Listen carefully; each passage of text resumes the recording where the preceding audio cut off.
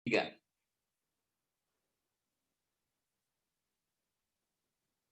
Bismillahirrahmanirrahim. Assalamualaikum warahmatullahi wabarakatuh, teman-teman sekalian, para pegiat literasi di mana saja berada. Alhamdulillah kembali kita berjumpa pada kesempatan kali ini dalam dialog buku bersama penulis-penulis di penerbit Syahada.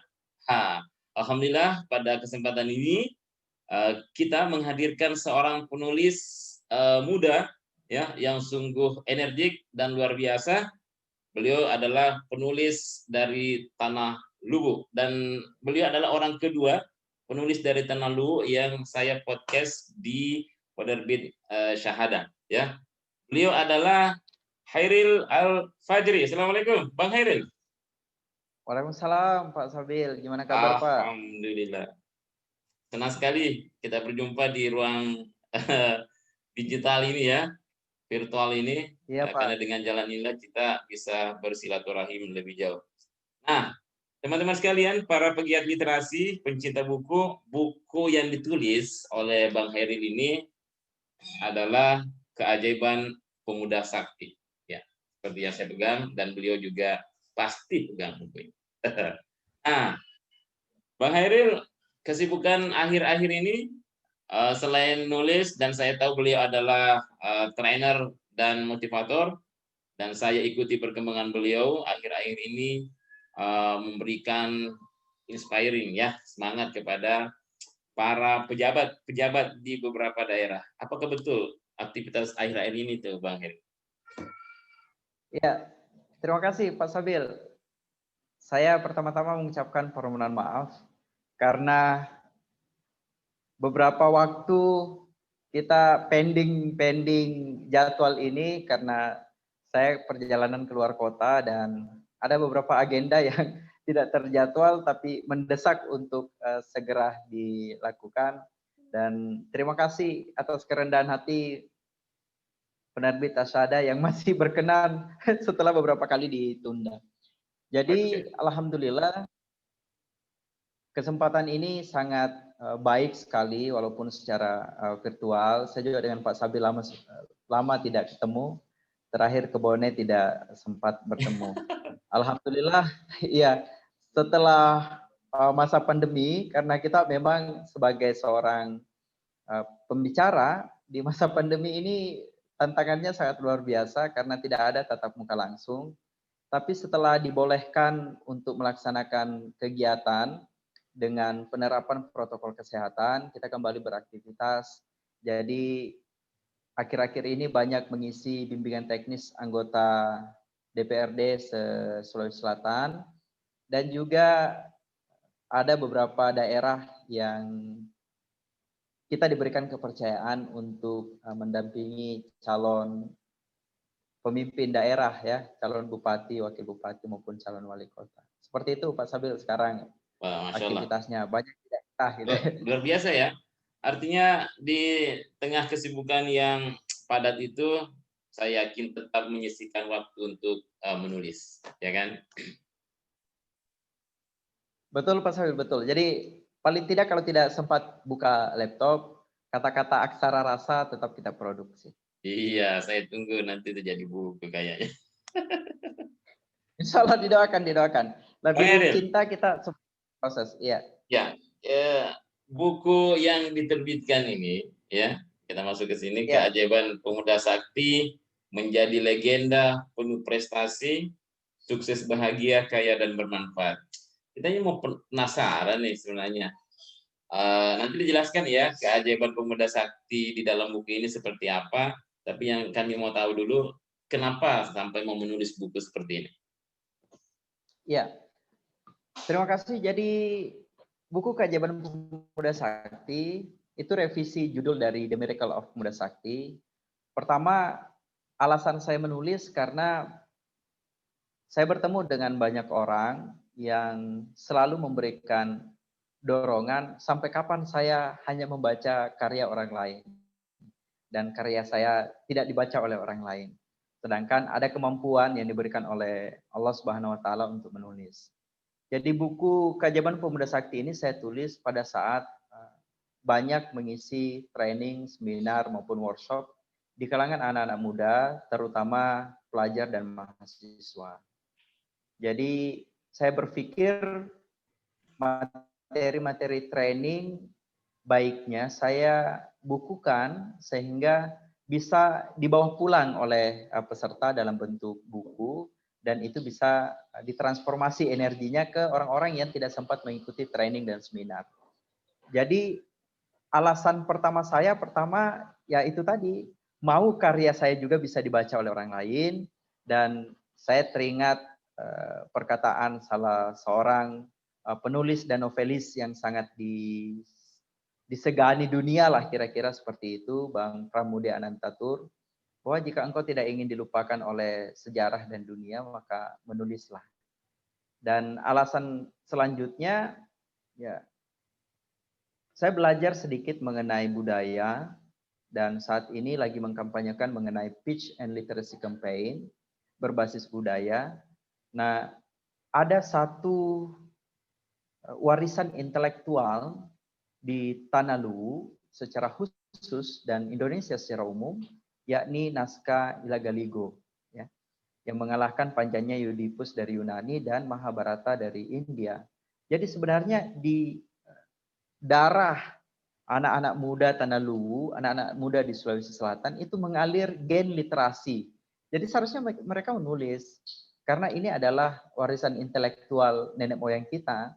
Nah, itulah yang mencoba saya elaborasi kemampuan-kemampuan itu dan motivasi-motivasi itu, sehingga lahir karya yang sangat sederhana dengan gaya penulisan yang tidak sesuai EYD sebenarnya, karena memang di dalamnya banyak bercakap, berdialog, dan alhamdulillah buku ini diterima dan sudah diterbitkan beberapa kali, dan alhamdulillah di edisi revisi ini saya diterima baik oleh Pak Sabil dan penerbit Asyada untuk bisa diterbitkan gitu. Ya. Begitu Pak Sabil. Baik, Masya Allah. Tentunya buku yang sudah direvisi beberapa kali dan diterbitkan beberapa kali itu adalah salah satu ciri buku yang sudah mendapatkan tempat di masyarakat, ya kan? Nah, kita bicara yang ini nih, Bang Heril ya, bahwa buku ini juga sudah mendapatkan respon dari mantan Gubernur Sulawesi Selatan periode 2008-2018, dan tentunya banyak tokoh-tokoh yang sudah membaca buku ini. Nah, pemuda-pemuda, ya, target dari buku ini apa saja yang bisa didapatkan dari buku ini, Bang Heril? Kita kupas sedikit tentang Pemuda Sakti. Ini akronim loh, teman-teman sekalian ya. SAKTI. Gimana? Apa saja yang bisa didapatkan pemuda kita agar mereka bisa menjadi seorang pemuda yang sakti? Ya, saya melalui kesempatan ini juga menyampaikan apresiasi kepada puluhan orang yang memberikan testimoni, termasuk Pak Sahrul Yassin Limpo yang sekarang menjabat sebagai Mentan. Waktu itu ketemu langsung dan alhamdulillah memberikan respon positif. Buku ini sebenarnya sudah dibaca bukan saja dari kalangan anak muda, tapi dari berbagai kalangan. Pertama, Sakti ini akronim, jadi tema besar dari buku ini sebenarnya akronim dari Sakti ini, walaupun di dalamnya ada yang membahas tentang public speaking dan lain sebagainya. Jadi Sakti itu akronim dari S-nya itu spiritual skill. Jadi basic needs dari semua aktivitas kita itu adalah spiritual. Makanya moto hidup saya itu apapun ya yang terjadi, maka itu semua karena kehendak Allah Subhanahu wa taala. Jadi kita nikmati saja proses ini, dan itu harus benar-benar kita kuatkan bahwa jika Allah Subhanahu wa taala sudah ridho, kita sukses, kita bahagia, kita bermanfaat untuk orang lain, maka bumi dan langit pun tidak akan mampu menggagalkannya. Makanya ketika kita lelah, ya kita mintanya pada Allah. Ketika kita tidak termotivasi, ya kita mintanya pada Allah. Basic skill dari semuanya itu adalah spiritual skill. Jadi S-nya itu spiritual skill. Iya, Kemudian A-nya itu action skill. Begitu banyak rencana, begitu banyak planning, begitu banyak wacana, begitu banyak teori. Tetapi yang menjadi keputusan terbaik adalah melakukan action. Dan kecepatan tertinggi itu adalah sekarang. Jadi kalau mau melaksanakan sesuatu, kecepatan tertinggi itu adalah sekarang. Karena ketika menunda, maka dia membutuhkan energi 2 kali lipat untuk memulai kembali. iya. Jadi sebaiknya kita ini tidak terkerangkeng pada wacana-wacana yang hanya sebatas perencanaan saja. Kita akan benar-benar terkejut ketika tersadar bahwa ide-ide brilian kita ternyata sudah di-actionkan oleh orang lain dan kita hanya menggerutuinya. Ya. Kita didahului Kita ya. hanya kita didahului dan yang menjadi penentu bukan ide kita, tapi siapa yang melakukan Siapa yang ide-ide itu. mengeksekusinya? Ya, siapa yang mengeksekusi ide-ide itu. Maka penting orang itu memulai ya. Memang berat memulai, tapi kita akan diperhadapkan pada keputusan-keputusan kita menyesali banyak perencanaan kita ketika kita tidak memulai apa yang kita rencanakan. Kemudian yang selanjutnya creative skill. Kreativitas itu tidak mengenal keterbatasan. Dan kreativitas itulah yang menjadi pembeda kita dengan orang-orang lain. Karena kreativitas ini adalah satu nilai yang harus kita terus asah setiap waktu, setiap saat, dan ini menjadi pembeda untuk kita dengan orang lain. Di dunia serba cepat dan berkembang begitu sangat pesat ini, kita membutuhkan orang-orang kreatif. Dan di buku ini diceritakan bagaimana, diberitahukan bagaimana kreativitas itu. Kemudian T-nya itu true attitude skill, kemampuan bersikap baik. Seorang pemain bola yang hebat, jika tidak disenangi oleh pelatihnya, akan dibangku cadangkan. Ya. Jadi kita butuh orang-orang hebat itu juga memiliki sikap yang baik. Ya. Sikap yang baik itu kalau kita biasanya mempersingkat dia dengan istilah attitude. Ya, kalau kita di orang-orang Bugis ya adat lah, ada nilai dan lain sebagainya.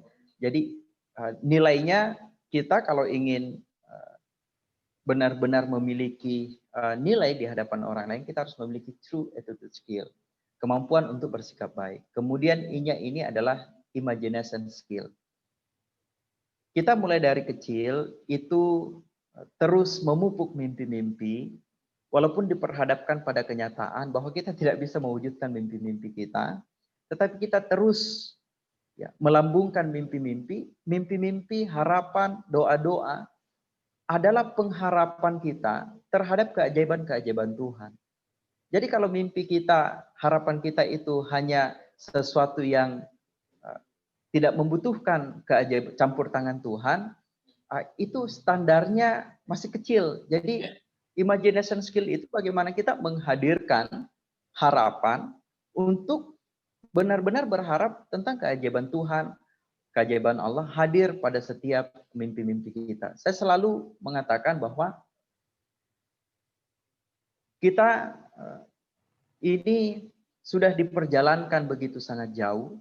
Kita butuh sakit, butuh lelah, butuh caci maki untuk sekedar menyadari bahwa kita sudah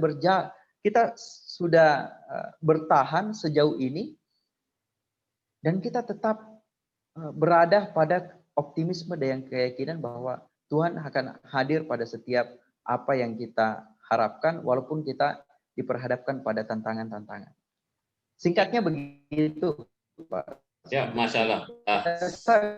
Biasanya di training tuh panjang lebar. Ya. Nah, teman-teman sekalian, para pegiat literasi, pencinta buku, terutama bagi anak-anak muda Indonesia yang menyimak video ini, sudah dipaparkan oleh Bang Heril tentang seperti apa konsep pemuda sakti yang diharapkan. Nah, tentunya dalam pandangan saya, ketika membaca dan melaksanakan apa dalam gagasan ini, maka kita bisa menjadi seorang pemuda yang ajaib, ya. Miracle of Pemuda Sakti. Judulnya sekarang adalah Keajaiban Pemuda Sakti. Bang Hairil, akhir-akhir ini, ya, atau saya akan mendahului bahwa pemuda adalah estafet bangsa ini, kan, estafet bangsa ini. Mereka adalah orang-orang yang kemudian pada akhirnya nanti menjadi pengendali kehidupan di Indonesia ini. Kalau berdasarkan buku Pemuda Sakti ini, apa yang hilang, ya, apa yang hilang dari pemuda-pemuda kita untuk kondisi sekarang, Bang Heri? Ya, pertama kita diperhadapkan pada banyak tantangan di masa sekarang, apalagi kita dalam keadaan COVID saat ini. Jadi kita mengharapkan pemuda itu tidak apatis, pemuda itu tidak apatis, kemudian pemuda itu tampil menjadi solusi, dia solutif, produktif, tidak mengeluh dan apalagi pemalas. Jadi saat ini kita diperhadapkan pada generasi yang memiliki segmentasi sangat berbeda dengan sebelumnya. Kita sekarang ini diperhadapkan pada era teknologi yang sangat luar biasa.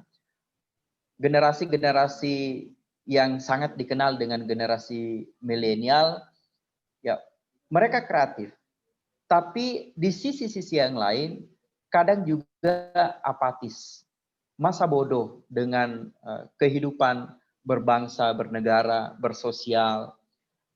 Nah, kita butuhkan generasi-generasi ini kembali kepada falsafah negara kita, bergotong royong, partisipatif. Kita ingin mereka terlibat, apalagi sekarang momentum pilkada, kita ingin mereka terlibat, berpartisipasi dalam momentum-momentum kepemimpinan yang sangat menentukan ini.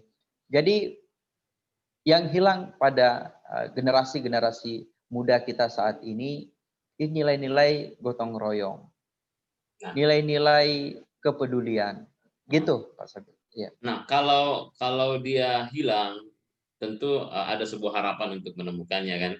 Atau setidaknya kita mempunyai harapan untuk menumbuhkan kembali di dalam diri pemuda-pemuda ini. Siapa yang berperan adalah orang-orang yang di sekitarnya yang secara sadar bahwa inilah yang hilang. Nah, Bang Hairil, lewat buku ini, bagaimana menemukan hal-hal yang hilang di dalam pemuda saat ini? Melalui buku ini, yang diharapkan dengan membaca buku ini, Bang Hairil, ya, kita bisa memompa, pumping the power of pemuda kita. Ya. Adakah di dalam buku ini yang menyinggung persoalan agar solusi bisa ditemukan, Bang Heri? Ya, jadi kalau di dalam buku ini saya tulis banyak bab yang saya bagi dalam beberapa bagian. Nah, di dalamnya ada menjadi pemuda superhero, ya. Jadi menjadi saya bahas sedikit di super 4 yang menjadi pemuda superhero. Jadi halaman berapa, Bang Heri? Makna pemuda emas. Halaman berapa? Halaman 71, halaman 71. Halaman 71. Oke, teman-teman yang belum memiliki nanti cari ya di halaman 71. Wah, mantap ini. Pemuda emas, silakan. Ya, pemuda emas. Jadi pemuda emas ini adalah pemuda yang tidak terjebak pada kemalasan, pesimisme. Mereka memiliki energi yang membara. Jadi E-nya itu adalah energi yang membara. Mulai dari bangun tidur hingga tidur kembali, mereka meluangkan waktu, energi, ya, untuk memikirkan masa depan mereka. Karena kita boleh menghindar dari masa depan, tapi tidak bisa menghindar dari masa tua. Jadi mulai dari bangun tidur hingga tidur kembali, dia menghabiskan tenaganya lelah selelah-lelahnya Karena setelah tidur tenaga akan kembali pulih. Jadi mereka tidak tidur kalau tidak dalam kondisi yang memang sudah sangat lelah dan mereka membutuhkan itu. Jadi energi ini penting untuk ditransformasi, terutama generasi tua ini harus mentransformasi energi. Bahwa kita ini ya, hidup tidak hanya sekedar hidup. Ada pencapaian-pencapaian yang harus kita capai dan wujudkan. Dan selanjutnya ya mimpinya menjulang. Jadi anak-anak muda itu tidak, mimpi ini yang saya maksudkan adalah mimpi yang tidak hanya sekedar bersifat individualistik, bersifat pribadi saja. Nah, kalau dalam agama Islam, kita sudah diberikan wasiat bahwa khairunas anfa'um linnas, manusia terbaik adalah bermanfaat untuk orang lain. Jadi mimpinya tidak individualistik, mimpinya adalah bagaimana bisa dengan dia kaya, kekayaannya dia bisa gunakan untuk membantu sebanyak orang. Dengan dia memiliki pangkat dan jabatan, dengan pangkat dan jabatannya dia bisa membantu sebanyak mungkin orang. Dengan apapun yang dia miliki, dia bisa memberikan yang terbaik untuk banyak orang. Jadi mimpinya menjulang, kemudian aksinya nyata. Bagaimana kita menumbuhkan sikap kegotong royongan? Bagaimana kita menumbuhkan optimisme para pemuda? Ini harus di-actionkan. Tidak bisa hanya sekedar diwacanakan. Bahkan sering kita mendengar dari senior-senior di kampus, di diskusi-diskusi ilmiah, bahwa andai kata makalah diskusi itu disusun, itu sudah sampai menembus langit ketujuh. Ya. Tapi kan ya kita tetap terjebak pada diskusi yang kita diskusikan beberapa puluh tahun yang lalu, masih kita diskusikan saat ini, tanpa aksi yang nyata. Kemudian selanjutnya, suksesnya manfaat. Itu yang saya katakan tadi. Khairunas anfa'um linnas, manusia terbaik yang bermanfaat. Suksesnya manfaat. Apapun pencapaiannya, maka pencapaiannya ini membawa berkat untuk orang lain. Pencapaiannya ini membawa manfaat untuk orang lain. Pencapaiannya ini untuk kepentingan-kepentingan sebanyak mungkin orang. Itulah anak muda. Anak muda tidak boleh terjebak pada sikap-sikap individualistik. Mereka harus memahami betul bahwa kita hidup di bumi Indonesia ini, kita adalah manusia yang saling membutuhkan, manusia yang menjunjung tinggi falsafah negara kita, bergotong royong, falsafah negara kita untuk hidup dalam sebuah keberagaman, harmonis, dan toleran. Baik. Seperti itu, Pak Sabit. Masya Allah. Nah, sungguh ini baru di satu bab, ya Bang Heril ya. Ini Ya, baru satu bab loh, teman-teman sekalian. Para pegiat literasi ini baru satu bab. Sementara dalam buku ini begitu banyak bab-bab motivasi, bab-bab trik-trik bagaimana keluar dari segala problem Anda sebagai pemuda, ya kan? Ya. Anda bisa menemukan banyak hal di dalam buku ini. Nah, sayang sekali teman-teman sekalian, waktu Bang Heril ini sempit sehingga kami tidak bisa menguras banyak waktunya.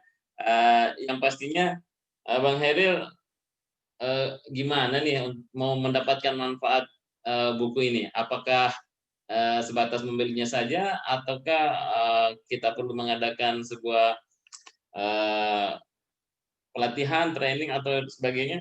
Gimana agar bisa mendapatkan lebih banyak isi buku ini? Ya, terima kasih Pak Sabil. Pertama, buku Keajaiban Pemuda Sakti saya tidak jual melalui toko-toko buku. Jadi memang didapatkan eksklusif di kegiatan-kegiatan workshop, seminar, training yang diadakan di berbagai wilayah. Tentu untuk mendapatkan manfaat buku ini selain membaca, lebih lengkap lagi jika menghadiri training, seminar, workshop yang dilaksanakan di berbagai daerah dan bisa teman-teman juga laksanakan. Ya, jadi kita terbuka bagi teman-teman yang mau membedah buku atau mau melaksanakan kegiatan dan buku ini bisa menjadi jembatan kita untuk sama-sama sharing. Jadi buku ini sebenarnya hal-hal sederhana yang diangkat.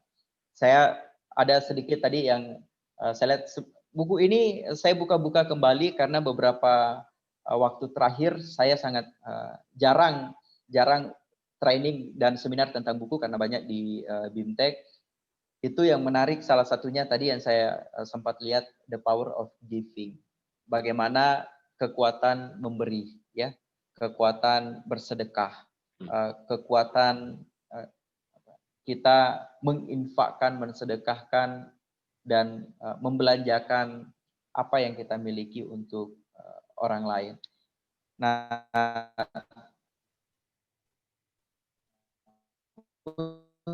untuk teman-teman yang mau penerbit di wadah untuk kita mendapatkan, bisa juga langsung ke saya sebagai penulis dan ke manajemen. Ya, nanti mungkin diterahkan nomor handphone atau Boleh kontak Asyada. Bang Heril. Di nomor mana bisa dikontak? Ya, nomor saya sejak 2009 tidak berganti.